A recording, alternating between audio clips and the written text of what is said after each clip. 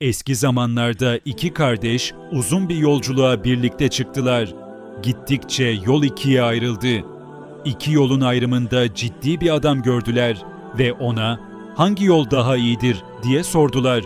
Adam onlara şöyle dedi: "Sağ yolda kurallara ve düzene uyma zorunluluğu vardır. Ancak bu zorunluluk içinde bir güvenlik ve mutluluk bulunur. Sol yolda ise özgürlük ve serbestlik vardır. Fakat bu özgürlük içinde tehlike ve sıkıntı da vardır. Şimdi seçim sizin elinizde." Bunu duyduktan sonra iyi huylu kardeş, "Allah'a güvendim" diyerek sağ yolu seçti ve düzene uymayı kabul etti. Ahlaksız ve sorumsuz olan diğer kardeş ise sırf özgürlük için sol yolu tercih etti. Görünüşte hafif ama manen ağır bir durumda olan bu adamı hayalimizde takip edelim. Bu adam dağ tepe aşarak ıssız bir çöle ulaştı. Birden korkunç bir ses duydu. Baktı ki korkunç bir aslan çalılıktan çıkıp ona doğru koşuyor. Adam aslandan kaçtı ve derinliği 60 arşın olan susuz bir kuyuya rastladı. Korkusundan kendini kuyuya attı. Yarısına kadar düştüğünde elleri bir ağaca tutundu. Kuyunun duvarında yeşermiş olan bu ağacın iki kökü vardı. İki fare, biri beyaz, biri siyah, bu kökleri kemiriyordu. Yukarı baktı. Aslanın kuyunun başında bekçi gibi beklediğini gördü. Aşağı baktı. Kuyunun dibinde korkunç bir ejderha olduğunu fark etti. Ejderha başını kaldırmış, 30 arşın yukarıdaki ayağına yaklaşmıştı. Ağzı kuyu kadar genişti. Kuyunun duvarına baktı. Etrafını ısırıcı zararlı böceklerin sardığını gördü. Ağacın tepesine baktı. Bir incir ağacı olduğunu fark etti. Ancak ilginç bir şekilde başında cevizden nara kadar birçok farklı ağacın meyvesi vardı. Bu adam anlayışsızlığı ve akılsızlığı yüzünden bu durumun sıradan bir olay olmadığını kavrayamadı. Bunların tesadüf eseri olamayacağını, bu garip olayların içinde büyük sırlar olduğunu ve bunları yöneten bir gücün var olduğunu idrak edemedi. Şimdi kalbi, ruhu ve aklı bu acı durumdan gizlice feryat ederken, nefsi ise hiçbir şey yokmuş gibi davranıp, ruhunun ve kalbinin ağlamasına kulaklarını tıkayarak kendini kandırıyor ve bir bahçedeymiş gibi ağacın meyvelerini yemeye başladı. Oysa bu meyvelerin bir kısmı zehirli ve zararlıydı. Bir kutsi hadiste Cenab-ı Hak şöyle buyurmuştur: "Ben kulumun benim hakkımdaki zannına göre davranırım." İşte bu talihsiz adam, kötü zannı ve akılsızlığı yüzünden gördüklerini sıradan ve gerçek olarak kabul etti ve öyle muamele gördü. Ne ölüyor ki kurtulsun ne de yaşıyor. Böylece azap çekiyor. Biz de bu talihsizi bu azapta bırakıp diğer kardeşin halini anlamaya döneceğiz. Diğer akıllı ve iyi huylu kardeş de yoluna devam ediyor. Kardeşi gibi zahmet ve sıkıntı çekmiyor. Çünkü düzeni biliyor, kurallara uyuyor ve kolaylıklar görüyor. Güvenlik ve huzur içinde yoluna devam ederken bir bahçeye rastladı.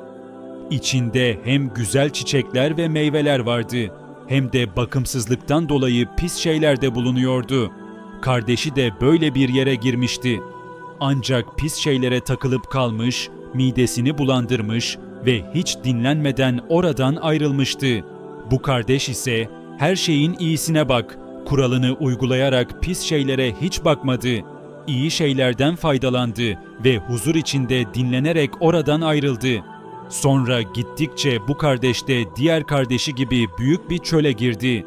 Birden saldıran bir aslanın sesini duydu ve korktu. Ancak kardeşi kadar korkmadı. Çünkü iyi niyeti ve güzel düşünceleriyle "Bu çölün bir hakimi var, bu aslan da onun emrinde bir hizmetkar olabilir" diye düşünüp teselli buldu.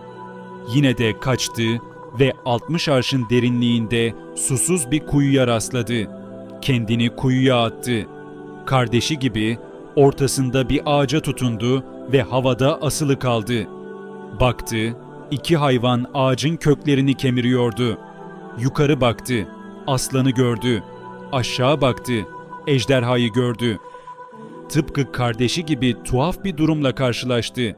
O da korktu. Ama kardeşinin dehşetinden çok daha hafif bir korku yaşadı. Çünkü güzel ahlakı ona güzel düşünceler veriyordu ve bu düşünceler her şeyin iyi tarafını gösteriyordu. Şöyle düşündü: bu tuhaf olaylar birbiriyle bağlantılı. Hem bir emirle hareket ediyor gibi görünüyorlar. Öyleyse bu olaylarda bir sır var. Evet, bunlar gizli bir hakimin emriyle gerçekleşiyor. Öyleyse ben yalnız değilim. O gizli hakim bana bakıyor, beni deniyor ve bir amaca doğru yönlendiriyor. Bu tatlı korku ve güzel düşünceden bir merak doğdu. Acaba beni deneyip kendini bana tanıtmak isteyen ve bu tuhaf yolla bir amaca yönlendiren kimdir?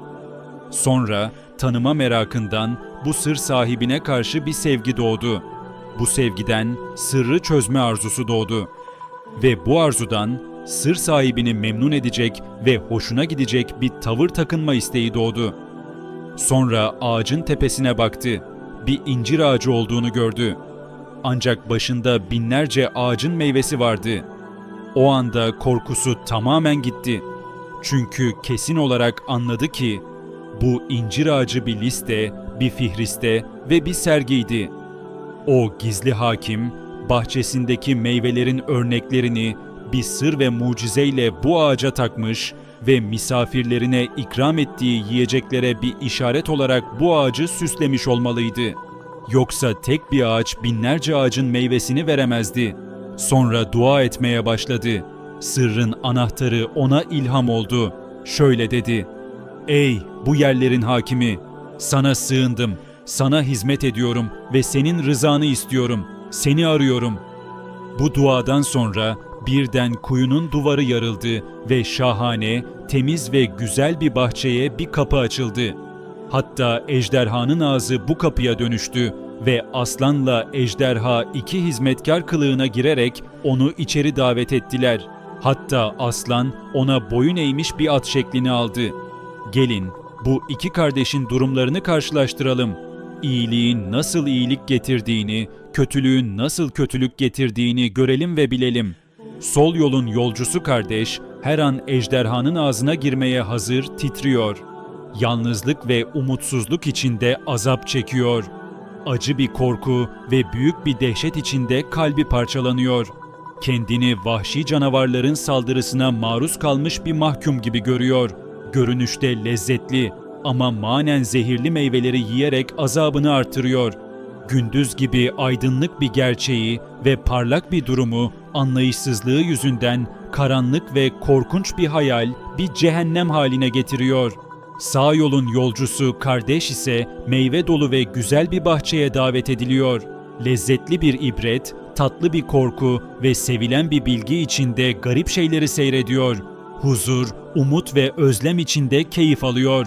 Değerli bir misafir gibi ev sahibinin garip hizmetkarlarıyla huzur bulup eğleniyor, meyvelerin sırrını anlar, yemesini erteler ve bekleyerek keyif alır.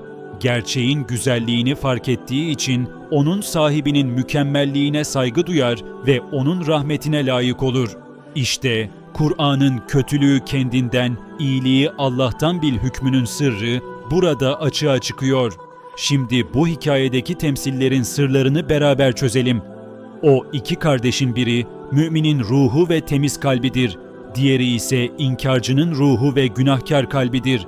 O iki yoldan sağ taraftaki Kur'an ve iman yoludur. Sol taraftaki ise isyan ve inkar yoludur. Yol üzerindeki bahçe, toplum hayatı ve insan medeniyetidir. Bu dünyada iyi ve kötü, faydalı ve zararlı, temiz ve pis şeyler bir arada bulunur. Akıllı insan, güzeli al, sıkıntıyı bırak düsturuyla hareket eder ve huzur içinde yaşar. O çöl, bu dünya hayatını simgeler. O arslan, ölümü ve eceli temsil eder. O kuyu, insan bedeni ve hayat süresidir. 60 arşın derinliğinde olması, insan ömrünün genellikle bu süre içinde geçmesine işaret eder. O ağaç, ömür süresini, siyah ve beyaz iki hayvansa gece ve gündüzü simgeler. O ejderha, kabir hayatına açılan geçiştir. Ancak mümin için bu geçiş, bir hapishaneden bir bahçeye açılan kapı gibidir. Zararlı haşerat, dünya musibetlerini temsil eder. Fakat mümin için bu musibetler, gaflet uykusundan uyandıran ve Allah'ın rahmetini hatırlatan uyarılardır. Ağacın üzerindeki meyveler dünya nimetleridir. Allah bu nimetleri ahiret nimetlerine bir örnek, bir hatırlatma ve cennet meyvelerine bir teşvik aracı olarak yaratmıştır. Ağacın birliğine rağmen farklı farklı meyveler vermesi Allah'ın kudretini ve ilahi düzenini gösterir. Çünkü bir tek topraktan tüm bitkileri, bir sudan tüm hayvanları yaratması, aynı zamanda farklı farklı yiyeceklerin insan bedeninde aynı türde et ve deri haline gelmesi, Allah'ın sonsuz kudretinin açık delilidir. Ejderhanın ağzının bir bahçe kapısına dönüşmesi, kabrin inkarcılar için korkunç bir zindan iken, müminler için cennete açılan bir kapı olduğuna işaret eder. Aslanın uysal bir bineğe dönüşmesi de gösteriyor ki, ölüm inkarcılar için tüm sevdiklerinden acı verici bir ayrılık iken, müminler için gerçek dostlarına ve ebedi saadet yurduna kavuşma vesilesidir. Sonuç olarak, kim geçici dünya hayatını esas maksat yaparsa, dışarıdan cennet gibi bir hayat yaşasa da manevi olarak cehennemde gibidir. Fakat kim ebedi hayata yönelirse, dünyada ne kadar sıkıntı çekse de, burayı cennete açılan bir bekleme salonu olarak görüp sabır ve şükürle karşılar. Bu hikaye, insanın hayat yolculuğunda nasıl bir seçim yapması gerektiğine dair derin bir öğüt niteliğindedir. Videomuzu beğenmeyi, yorum yapmayı ve abone olmayı unutmayalım.